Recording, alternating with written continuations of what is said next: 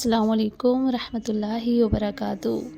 ہمارے نبی صلی اللہ علیہ وسلم ہمارے لیے نمونہ ہے، اور جو باتیں ہمارے نبی صلی اللہ علیہ وسلم نے سکھائی ہیں اس میں ہمارے لیے بے شمار فائدے ہیں۔ ہمارے نبی صلی اللہ علیہ وسلم کی جو سنتیں ہیں اس پر عمل کرنا ہی کامیابی ہے۔ دیکھیے، ولیمے کی سنتیں سب سے پہلے ہے کہ شب عروسی کے بعد لڑکے والوں کی طرف سے ولیمہ کھلانا سنت ہے۔ ولیمے کے لیے ضروری نہیں ہے کہ بہت بڑے پیمانے پر کھانا تیار کر کے کھلایا جائے، بلکہ حسب استطاعت تھوڑا کھانا بھی ادائیگی سنت کے لیے کافی ہے۔ اس کے بعد ہے کہ سب سے بڑا ولیمہ رسول اللہ صلی اللہ علیہ وسلم نے حضرت زینب رضی اللہ تعالی عنہا کا کیا تھا۔ وہ ایک بکری پر مشتمل تھا۔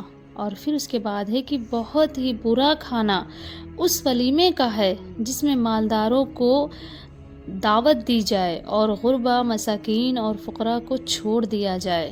اور پھر اس کے بعد ہے کہ ولیمے کی دعوت قبول کرنا سنت ہے۔ اور پھر اس کے بعد ہے کہ جس دعوت کی مجلس میں منکرات موجود ہوں اس میں شرکت نہ کرنا۔